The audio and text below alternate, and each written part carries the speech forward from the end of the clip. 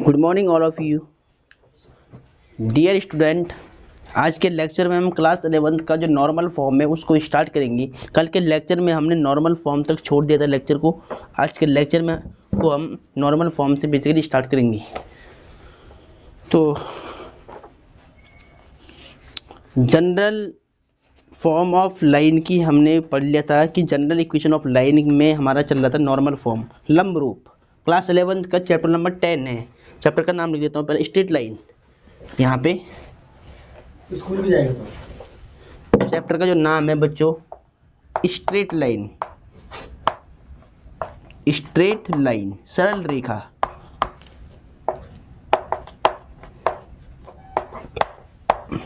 सरल रेखा का हमें क्या करना है, कंसेप्ट सीखना है, बेसिक सीखना है नॉर्मल फॉर्म का। ठीक है, इंटरसेप्ट फॉर्म हमने कल सीख ली थी, अंतखंड रूप। आज के लेक्चर को हम प्रोसीड करेंगे लंब रूप से। लंब रूप इंग्लिश में इसको बोलते हैं नॉर्मल फॉर्म। Normal form. प्यारे बच्चों, सबसे पहले इसको लिख लीजिएगा आप, हेडिंग गिन लो आप पहले अपनी कॉपी में। मैं केवल बोलूँगा इसको, ठीक है। जितनी भी डेफिनेशंस होंगी वो मैं आपको बोलूँगा, वो आपको बोल के लिखनी पड़ेगी। लिखो जरा इसके आगे। माना कि समीकरण, माना कि समीकरण ax प्लस by प्लस सी बराबर 0 एक लीनियर इक्वेशन है। सरल रेखा की समीकरण है, लीनियर इक्वेशन है, रैखिक समीकरण है दो चरों की। ये हमने क्या मान लिया है, एक रैखिक समीकरण हमारे पास ax प्लस by प्लस सी बराबर 0 के रूप की है। या लिख लो कि माना कि समीकरण ax प्लस by प्लस सी बराबर 0 या ax प्लस by बराबर माइनस सी। इस सी को लेफ्ट में ट्रांसफर कर लो, एक ही बात है। या करके ऐसे करके, या ax प्लस by बराबर माइनस सी, ऐसे लिख लो, बात वही है। कांस्टेंट नंबर को लेफ्ट साइड राइट साइड में हमने ट्रांसफर कर लिया, प्लस का नंबर माइनस हो गया उधर जाके। से ax प्लस by बराबर माइनस सी से निरूपित रेखा का लंब रूप, निरूपित रेखा का लंब रूप, लंब रूप मैंने आपको समझाया था। लंब रूप x cos omega plus y sin omega equal to p होता है लंब रूप। अगर सरल रेखा इस प्रकार की है ना हमारे पास ax प्लस by प्लस सी बराबर 0 की, तो इसका लंब रूप हमने पढ़ा था पीछे, ये होता है x cos omega plus y sin omega equal to p है। लिखो x cos omega plus y sin omega equal to p है, जहां p मूल बिंदु से रेखा पर डाले गए लंब की लंबाई थी। ठीक है ना, जहां p मूल बिंदु से रेखा पर डाले गए लंब की लंबाई है और ओमेगा लंब एवं x अक्ष की धनात्मक दिशा के बीच का कोण है। और ओमेगा लंब एवं x अक्ष की धनात्मक दिशा के बीच का कोण है।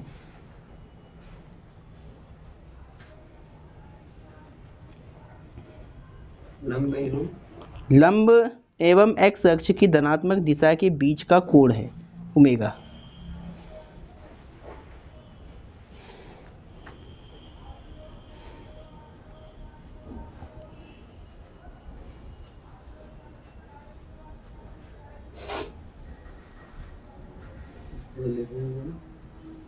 तो प्यारे बच्चों ध्यान से देखिए,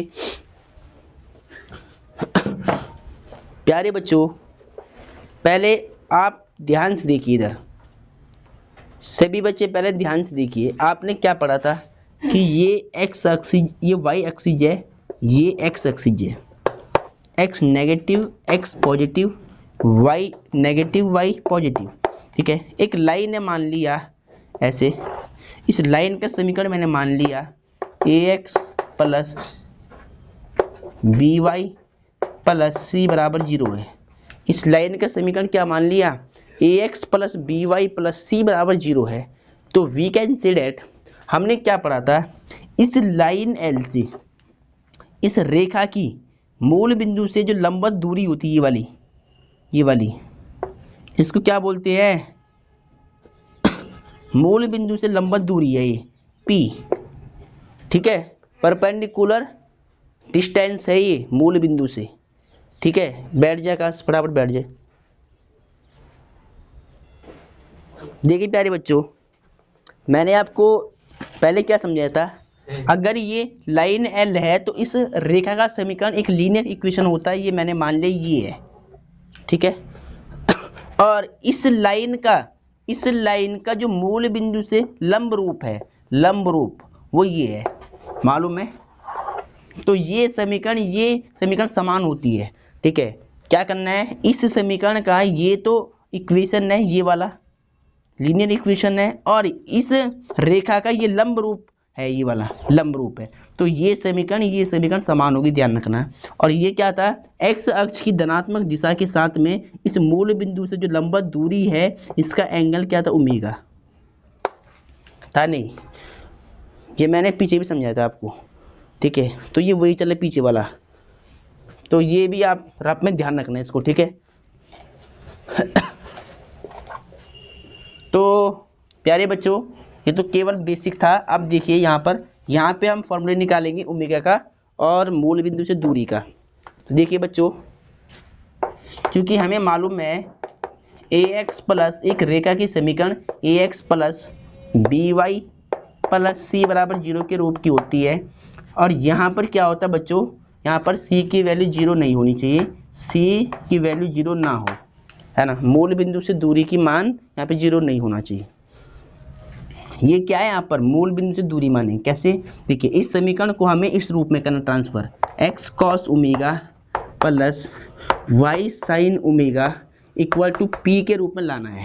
तो देखिए एक्स वाई वाली टर्म से यहाँ रहेगी खाली लेफ्ट में, और जो यहाँ पर नंबर है, अचर संख्या है, वो बाहर रहता है, देखिए, है ना। तो यानी इस c को हमें बाहर भेजना पड़ेगा। यानी इस समीकरण को मैं क्या लिख सकता हूँ, इस समीकरण को मैं लिख सकता हूँ ax plus by equal to minus C, ऐसे, ठीक है। इसको बच्चों मान लो समीकरण 1, ठीक है। अब इस रेखा का लंब रूप आपने ये सीखा है, ठीक है। तो जैसे फॉर्म में ये लिखी है ऐसी फॉर्म में ये है। तो इस समीकरण का मानक रूप ये मैंने यहाँ रख दिया इसके नीचे, x cos ओमेगा, अभी मैं केवल सूत्र निकाल रहा हूँ, x cos omega plus y sin omega equal to p, ठीक है। x वाले जो नंबर है लेफ्ट में है, और यहाँ पर भी x वाले नंबर क्या है, लेफ्ट साइड में है। जो अचर संख्याएं हैं वो बाहर है दोनों, ठीक है। उसको मान लो समीकरण 2, ठीक है। अब प्यारे बच्चों, इन दोनों समीकरण की आपको तुलना करनी है। अब आपको ये मालूम है कि आपने संपाती वाली कंडीशन, मतलब अपरिमित रूप से अनेक वाली कंडीशन आपने हाई स्कूल में सीखी होगी। अगर दो हमारे पे लीनियर इक्वेशन होती है तो हम क्या बोलते हैं, मान लिया a1x plus b1y plus c1 बराबर 0, एक समीकरण ये होती थी हाई स्कूल में, एक समीकरण ये होती थी a2x b2y c2 बराबर 0। तो अगर इसके अपरिमित रूप से अनेक हल होते थे तो हम क्या बोलते थे, a1 अपॉन a2 बराबर b1 अपॉन b2 बराबर c1 अपॉन c2 होगा नहीं होगा। तो बताओ, इसको मान लो a को x का गुणांक a1 b1, इसको c1 मान लो, a2 ये, b2 ये और c2 ये, ठीक है। तो मान रखो वहाँ पर, इसको हमें ऐसे लिखना पड़ेगा a1 a2 b1 b2 c1 upon c2 की फॉर्म में। तो देखिए बच्चों, a1 क्या है यहाँ पर, ये a1 है, a2 कितना, x का गुणांक cos ओमेगा बराबर b1 कितना है b, और यहाँ पे b2 कितना है sin ओमेगा, और c1 क्या है माइनस का c, और c2 क्या है p, ठीक है। अब प्यारे बच्चों, यहाँ पर ध्यान से देखिए, आपको ये बात मालूम है, अगर हम वज्र गुणन विधि से क्रॉस मल्टीप्लिकेशन मेथड से यदि अगर हम इसकी वैल्यू निकालते थे तो इसको फर्स्ट मानते थे, इसको सेकंड, इसको थर्ड। तो जो फर्स्ट वाला वेरिएबल होता था उसको हम लास्ट वाले नंबर के साथ लेते थे, है ना। तो यहाँ लिखो फर्स्ट व थर्ड को लेने पर,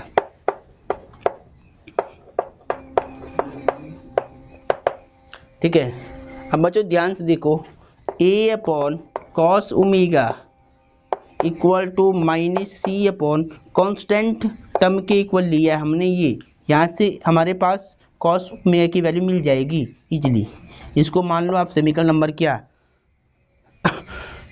ठीक है। यहाँ से एक काम कर लो आप, चाहिए क्रॉस मल्टीप्लाई कर लो।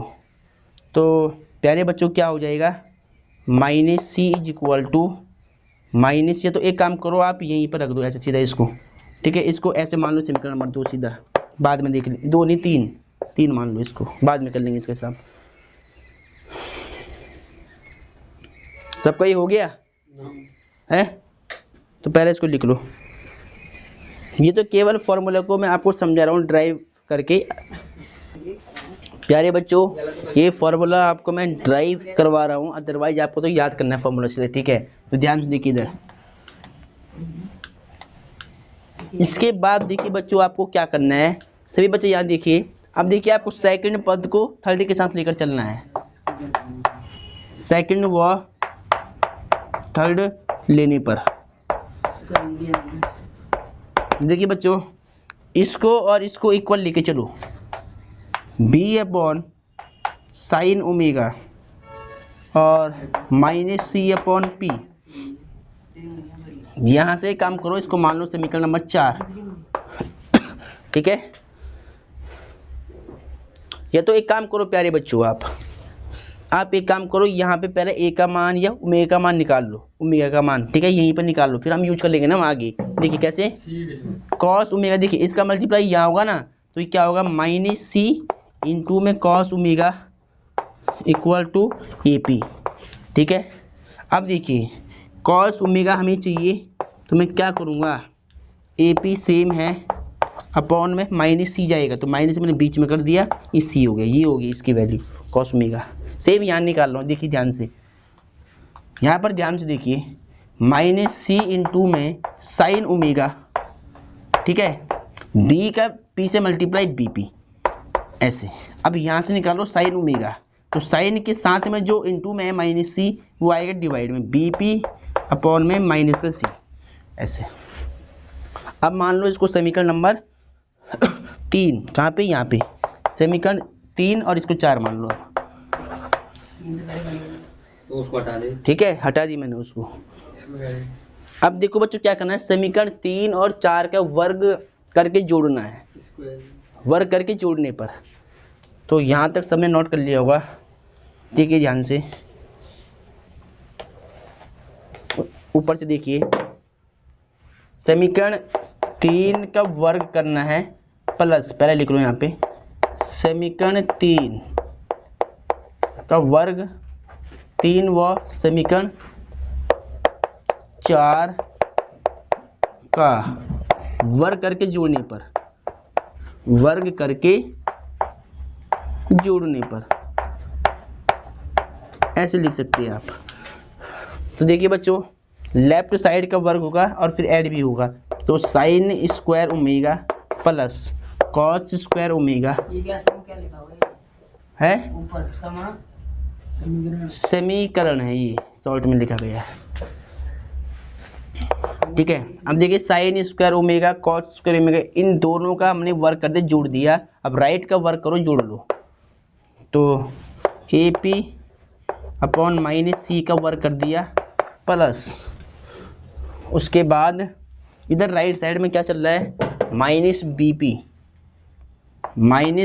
पी अपॉन में सी, इसका भी वर्ग करके जोड़ लो ऐसे। देखिए ध्यान से, साइन स्क्वायर ओमेगा और कॉस स्क्वायर ओमेगा का मान 1 हो गया, ठीक है, इसका मान क्या हो गया 1।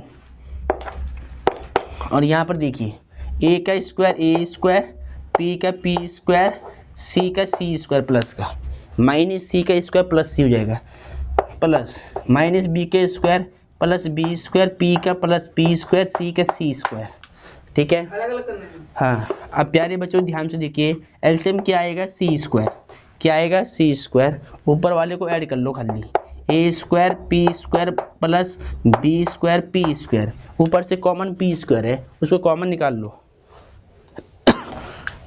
ऊपर से कॉमन क्या है पी स्क्वायर, ऊपर से पी स्क्वायर कॉमन आ गया तो A square plus B square upon में सी स्क्वायर बच गया। तो प्यारे बच्चों ध्यान से देखिए, सी स्क्वायर के क्रॉस मल्टीप्लाई कर लो इधर, तो क्या आएगा C square is equal to P square A square plus B square. ठीक है, ये हो गया। अब हमें चाहिए मूल बिंदु से दूरी पी का मान पहले, तो हाँ, तो ये इंटू का ए स्क्वायर प्लस बी स्क्वायर का आएगा डिवाइड में आएगा। तो यहाँ मैंने क्या लिखा, पहले लिख दिया पी स्क्वायर घुमा के सीधा, यहाँ सी स्क्वायर, ये इंटू का नंबर भाग में आएगा नीचे, तो A square plus B square इतना हो जाएगा।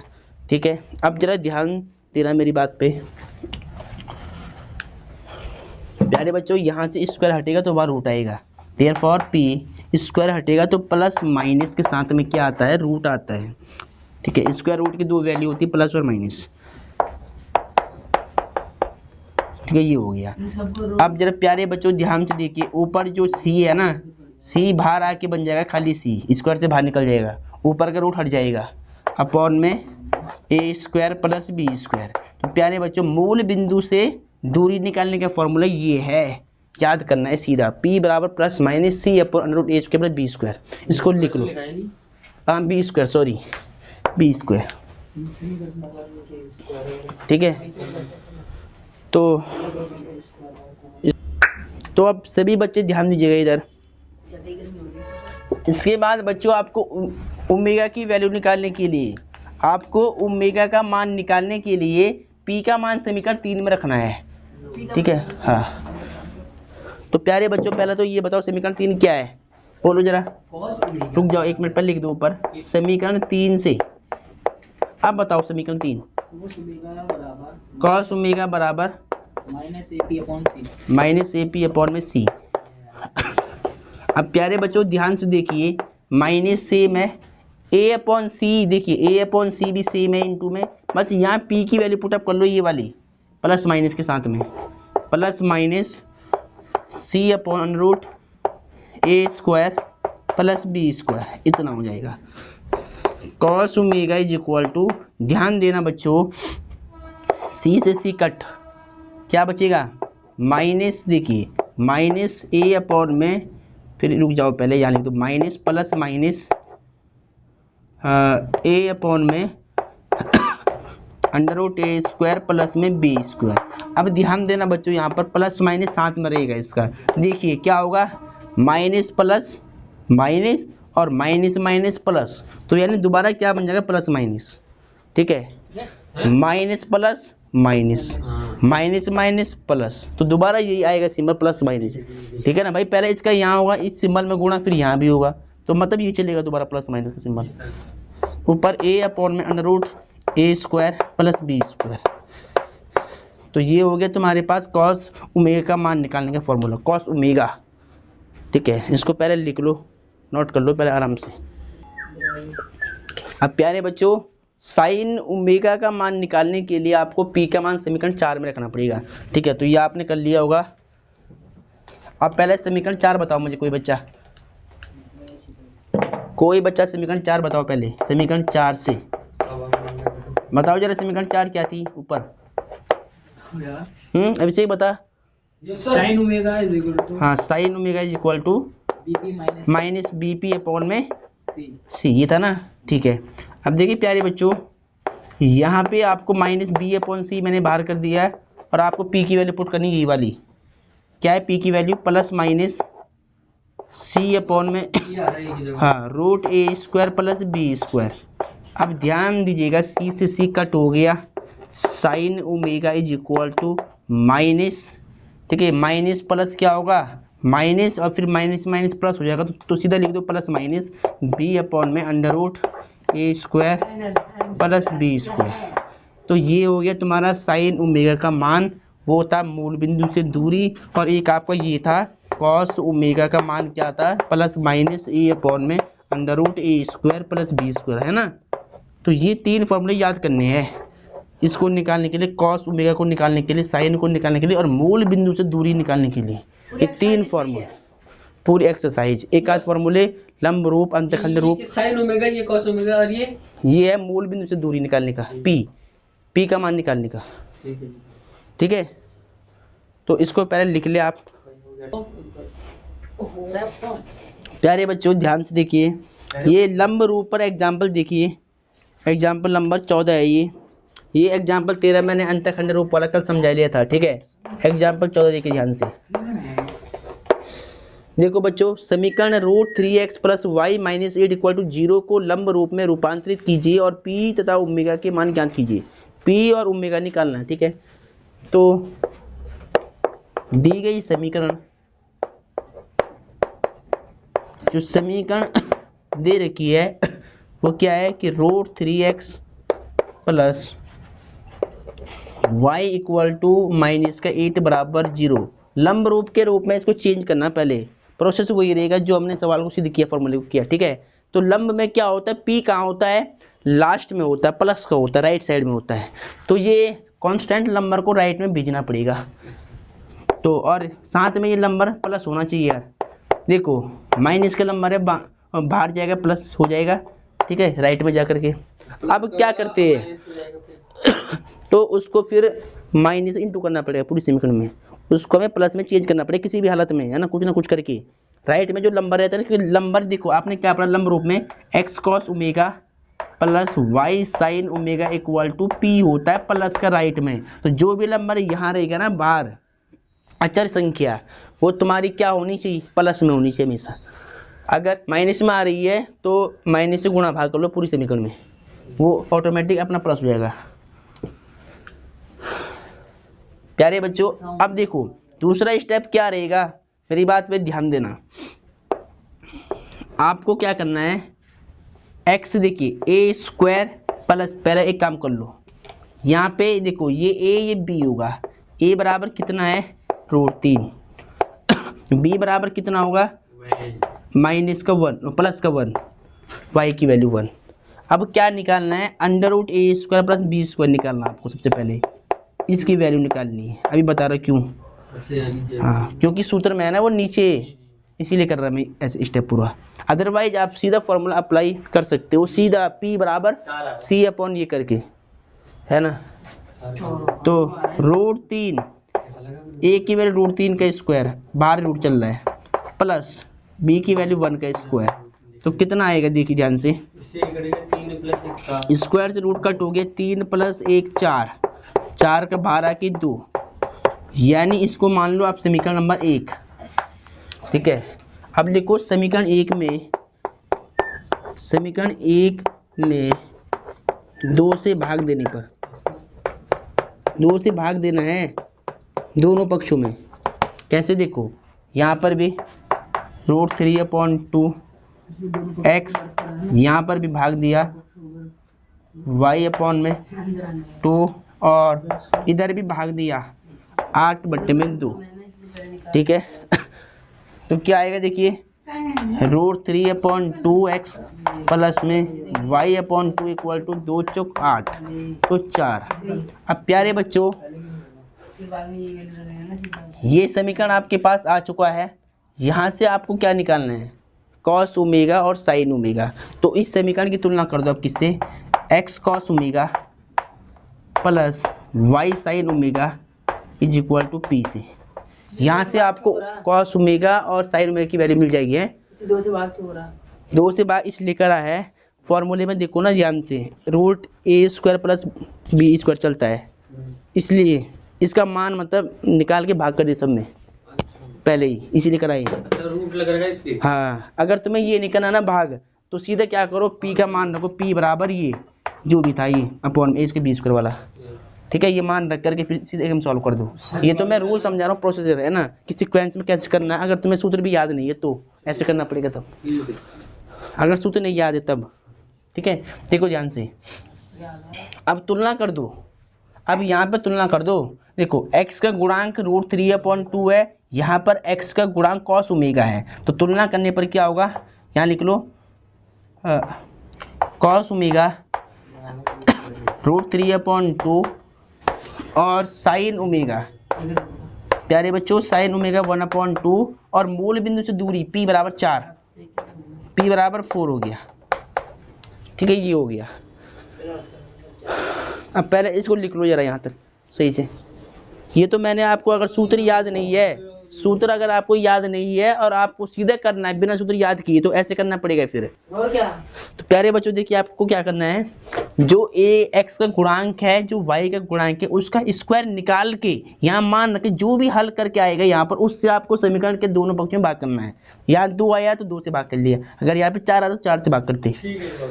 ठीक है, चलो हो गया सवाल। अभी कहाँ, अभी तो हमें ओमेगा भी निकालना, ओमेगा, अभी तो केवल पी निकाला यहाँ से हमने। cos ओमेगा क्या है फिर? ओमेगा निकालना पड़ेगा, देखिए क्या cos ओमेगा रूट थ्री का? खाली ओमेगा निकालना पड़ेगा, एंगल।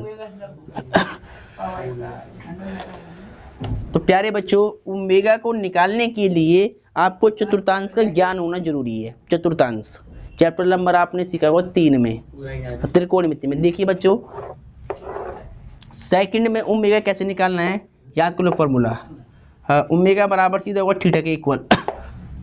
ठीक है, और सेकंड में पाई माइनस थीटा के इक्वल ओमेगा होगा, और यहाँ पर इसका उल्टा क्या होगा, माइनस पाई माइनस थीटा के इक्वल ओमेगा, और यहाँ पे 360 में से करना है, 2 पाई माइनस थीटा, ध्यान रखना बस यहाँ पे इतना होगा। ठीक है, ये रूल आपको याद होना चाहिए ओमेगा निकालने के लिए। 5वें में भी है ये, और चौथे मतलब तीसरे में भी है ये। ठीक है, तो ध्यान रखना इस बात का। इसको लिख लो चाहे कहीं पे बेसिक में, रफ काम लिख लो। चैप्टर 4 में, चैप्टर 3 में समझाया मैंने आपको, 3 या 5 में समझाया। तो प्यारे बच्चों ध्यान से देखो, अब आपको ये देखना है कि साइन की वैल्यू क्या आ रही है, प्लस में आ रही है। साइन की वैल्यू प्लस में आ रही है और यहाँ कॉस की वैल्यू प्लस में है। तो साइन और कॉस दोनों कहाँ पर प्लस होते हैं, फर्स्ट और चतुर्थांश में। साइन और कॉस दोनों का मान प्लस है ना यहाँ पर। तो साइन और कॉस अगर प्लस आ रहा है तो फर्स्ट वाले क्वाड्रेंट में, फर्स्ट वाले चतुर्थांश में, यहाँ समझ लो पहले, फर्स्ट वाले चतुर्थांश में क्या होता है, साइन और कॉस प्लस होता है। ठीक है ना। और फर्स्ट में मैंने क्या बताया, ओमेगा बराबर क्या होता है, थीटा के इक्वल होता है सीधा। ठीक है, तो यहाँ आप लिख सकते हैं, चूंकि omega is equal to theta, और ठीक है तो आप यहाँ ये लिख सकते हैं। देखिए किसी भी ए का मान आप निकाल लो, एक ही बात है। अगर मैं साइन का निकालता हूँ, चूंकि sine omega is equal to 1/2 दे रखा है, साइन फर्स्ट में तो सीधा कर लो, साइन में ये 1/2 वैल्यू किसकी होती है, साइन 30, और साइन से साइन कट हो गया, ओमेगा बराबर 30 डिग्री, ये आ गया आपके पास। ठीक है, तो देयरफॉर, और चाहे तो ये रख दो, एक ही बात है, एंगल वही आएगा। कॉस में ये वैल्यू किसकी होती है, 60 की। 60 की, कॉस में 30 की होती है। हाँ 30 की वैल्यू है ये कॉस में, जो साइन 60 वो 30 की है उल्टा। चाहे तो ये रख लो, यहाँ पर इससे निकालो, एंगल वही आएगा 30 ही, चाहे ये ले लो, एक ही बात है। तो अब देखिए बच्चों, चूंकि अब ये मान आपको कहाँ पे रखने हैं, लंब रूप में। लंब रूप, लंब रूप आपने पढ़ा है x cos omega plus y sine omega, क्योंकि लंब रूप में भी लिखना था। क्वेश्चन में क्या कहा था कि लंब रूप में भी परिवर्तित करो। अब यहाँ पर मान रख दो खाली, कॉस सेम ओमेगा की value 30, y same sine omega की वैल्यू 30, पी की वैल्यू कितनी है 4। चेक कर लो आकाश अपनी बुक से, चेक कर लो जी। अब प्यारे बच्चों ध्यान से देखिए, एग्जाम्पल नंबर 15 को देखिए। ठीक है, देखिए क्वेश्चन क्या कहता है कि y minus root 3x minus 5 equal to 0 और root 3y minus x plus 6 equal to 0 रेखाओं के बीच का कोण ज्ञात कीजिए। दो रेखाएं दे रखी है, उनके बीच का कोण निकालना है। तो लिख लो यहाँ पे, गिवन लाइंस, दी गई रेखाएं। अब ये रेखाएं दे रखी है हमें, सबसे फर्स्ट वाली y माइनस में √3x माइनस में 5 इक्वल टू 0, इसको मान लो रेखा 1, समीकरण 1, और √3y माइनस x प्लस में 6, इसको मान लो रेखा 2। प्यारे बच्चों, इन दोनों रेखाओं के बीच का कोण निकालना है। लेट्स सपोज, देखिए पहले ध्यान से डायग्राम से इसको समझ लीजिएगा। देखिए पहले से ये बच्चे, अभी मत लिखो, इसको समझ लो पहले। ये मैंने एक कार्तीय तल बना दिया, कार्टेशियन प्लेन। इसमें मैंने बना दिया सपोज एक लाइन, तो ये बना दी ऐसे, और एक लाइन मैंने मान लिया ये बना दी ऐसे, ठीक है। तो इस वाली लाइन की समीकरण मान ली मैंने, ये पहले वाली होगी y माइनस में √3x माइनस में 5 बराबर 0, और इस वाले की समीकरण मान लिया मैंने, इस वाले की ये हो जाएगी √3y माइनस x प्लस 6 बराबर 0। इन दोनों रेखाओं के बीच का कोण बताना है, मान लीजिए ये वाला कोण बताना है हमें, ठीक है। इनके बीच का जो कोण है, तो इसके बीच का कोण निकालने का फॉर्मूला हमें याद था, tan थीटा बराबर m2 minus m1 upon 1 plus m1 into m2 modulus, ये था फॉर्मूला। अगर हम किसी भी प्रकार से इन दोनों की ढाल अगर निकाल ले, तो बस m1 m2 की वैल्यू यहाँ रख देंगे। इसकी ढाल मान लो तुम m1, इसकी मान लो m2, है ना। यानी क्या करना पड़ेगा, इनकी ढाल निकालनी पड़ेगी दोनों समीकरणों की, और ढाल निकालने का फॉर्मूला मैंने समझा रखा है, y बराबर mx प्लस c, ये वाला। इस समीकरण को लाओ इस फॉर्म में पहले, ठीक है। इस समीकरण को इस फॉर्म में लाओ पहले, यानी y के इक्वल लाओ सब कुछ यहाँ पे, और फिर ये सूत्र यूज करेंगे। देखिए ध्यान से,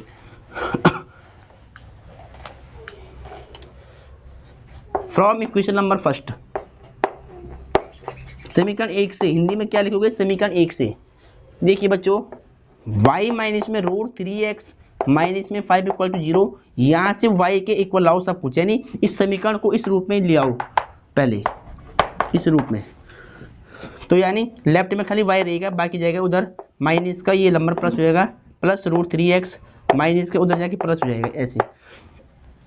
इसकी तुलना कर लो बच्चों, y बराबर के m1x प्लस में c से तुलना करने पर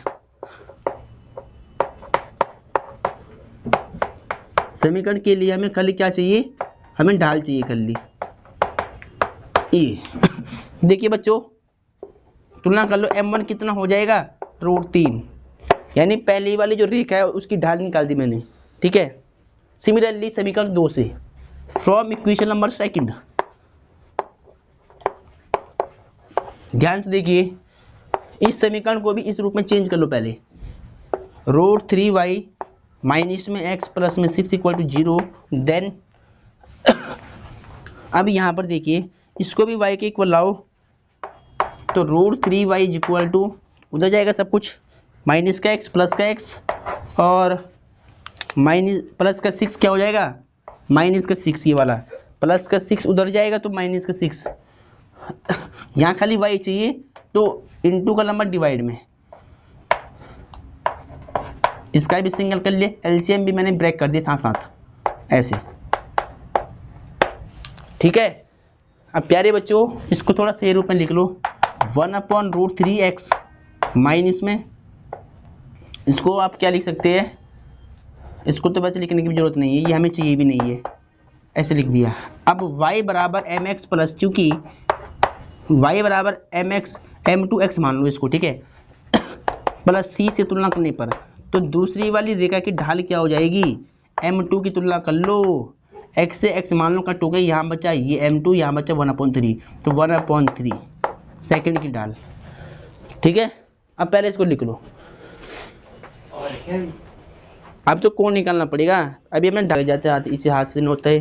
देखिए बच्चों ध्यान से, स्क्रीन से होता है टच। देखिए बच्चों, इन दोनों की ढाल हमने निकाल दी। देखिए रेखा फर्स्ट की ढाल क्या है, m1, ये √3, और रेखा सेकंड की ढाल m2।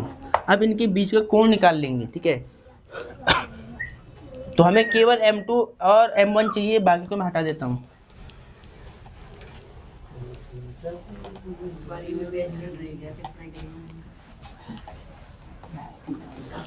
प्यारे बच्चों ध्यान से देखिए, क्योंकि हम जानते हैं कि दोनों रेखाओं के बीच के कोण का फॉर्मूला tan थीटा बराबर modulus m2 minus m1 1 plus m1 into m2 mode के अंदर हमें निकालना है थीटा की वैल्यू। देखिए m2, अब जरा मान बताओ ढंग से, ओए मान बताओ सही बच्चे, m2 बताओ कितना है? √3 हैं? m2 है 1/√3। ढंग से बताओ। अरे m1 √3, फिर बताओ 1m1 बताओ, √3 कर ली, m2 1/√3। अब ध्यान दो, tan theta is equal to, देखिए बच्चों यहाँ पर 1 मान के एलसीएम ले लो, 1 माइनस, देखिए इसका मल्टीप्लाई यहाँ होगा तो खाली 3 आएगा, स्क्वायर से रूट हट जाएगा ना, और √3, और √3 से √3 कट, 112, ये माइनस नहीं है, इंटू, ये इंटू यहाँ था। tan theta is equal to, ध्यान से देखिए यहाँ 1 मान लो, 2 ऊपर जाएगा, प्यारे बच्चों ध्यान से देखिए, तो यहाँ पे 1 मान के ऊपर जाएगा, तो एक काम कर लो ना, पहले इसको माइनस कर लो, ऊपर ही इसको माइनस कर लो, पहले बाद में करना ये काम। देखिए 3 में से 1 जाएगा, माइनस का 2, √3 अपॉन में 2 अपॉन में 1 मान लो। अब ये मॉड, ये माइनस के नंबर को प्लस बना देगा ऊपर, ठीक है, तो ये 1 ऊपर जाएगा तो माइनस का 2, बीच वाले के बीच वाले से मल्टीप्लाई, और बाहर मॉड लगाया, तो मॉड का काम बेसिकली क्या होता है, माइनस की वैल्यू को प्लस बनाना होता है, तो ये प्लस हो जाएगा ऐसे। अब 2 से 2 कट हो जाएगा 1 time, tan theta is equal to 1 upon में √3, tan theta is equal to, प्यारे बच्चों tan में 1/3 किसकी वैल्यू होती है? 0.45 नहीं, हाँ, tan 30 की। अब देखो यहाँ तुलना कर दो, tan से tan कट, थीटा बराबर कितना हो गया? 30 डिग्री। दोनों के बीच का कोण क्या होगा? 30 डिग्री। दोनों रेखाओं के बीच के कोण की वैल्यू अल्फा या फिर थीटा 30 हो जाएगी। तो लिख लो, अतः दोनों रेखाओं के बीच का कोण, दोनों रेखाओं के बीच का कोण थीटा बराबर 30 डिग्री। तो सारे फॉर्मूले हमने लिखवा दिए। फॉर्मूले को वैसे याद करने की भी जरूरत नहीं है, यहाँ पर हम सीधे ऐसे सॉल्व करेंगे, हैं? और करने की जरूरत नहीं है, ये आंसर है हमारा, ठीक है। हाँ, और करने की जरूरत नहीं है। 150 कहाँ से आएगा? 180 में से 30 को माइनस 30 से या कर रखा या, और मतलब वो भी हो सकता है एंगल, ठीक है। 1/3 भी क्या होती है? 150 की वैल्यू होती है tan में। तो दोनों आंसर है इसके। तो प्यारे बच्चों, ये लेक्चर आपको पसंद आया होगा तो वीडियो को लाइक, सब्सक्राइब, शेयर जरूर कीजिएगा, ठीक है। अगर वीडियो आपको अच्छी लगती है तो वीडियो को लाइक, सब्सक्राइब, शेयर जरूर कीजिएगा। और अब अगले लेक्चर में हम मोस्ट इम्पोर्टेंट क्वेश्चन लाएंगे, एक्सरसाइज लाएंगे। एक्सरसाइज आपकी 10.3 है, इसमें 2 एग्जाम्पल आपकी हो रहेगी। एग्जाम्पल 16 और 17 वो मैं कल समझा लूँगा आपको। उसके बाद डिस्टेंस के फॉर्मूला है मूल बिंदु से, वो हम सीखेंगे, और 2 समांतर रेखाओं के बीच की दूरी।